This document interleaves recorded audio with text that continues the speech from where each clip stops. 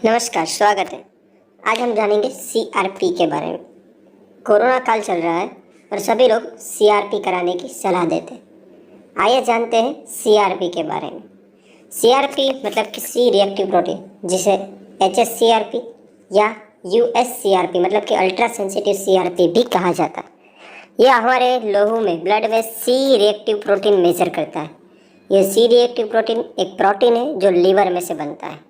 जब हमारे शरीर के किसी हिस्से में चोट लगती है तो वो सूज जाता है।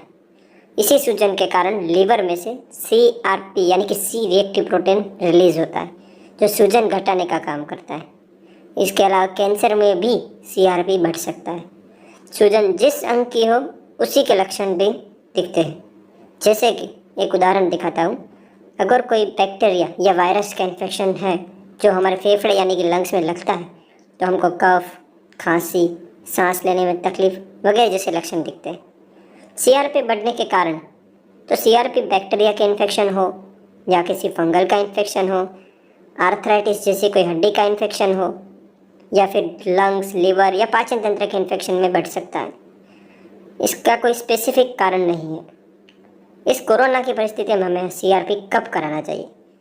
तो जब हमें बहुत बुखार हो या फिर बुखार के साथ या बगैर बुखार के ठंडी लग रही हो, हमें सांस लेने में तकलीफ़ हो या जल्दी जल्दी सांस लेनी पड़ रही हो या फिर धड़कन तेज़ हो गई हो या हृदय की कोई तकलीफ़ हो।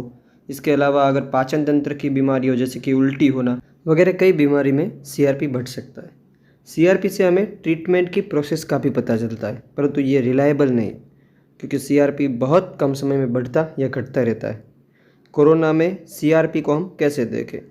अगर आपने कहीं सीआरपी करवाया है और आपका रिपोर्ट 6 से कम मिलीग्राम पर डेसीलीटर आता है तो आप नॉर्मल है, यानी कि इतना कम सीआरपी नॉर्मल में दिखता है। अगर आपको 6 से 20 के बीच में सीआरपी आता है तो इसका मतलब है कि आपको थोड़ा सा यानी कि माइल्ड इन्फेक्शन है। अगर 20 से 50 के बीच में आता है तो ये कहा जा सकता है कि मॉडरेट इन्फेक्शन है।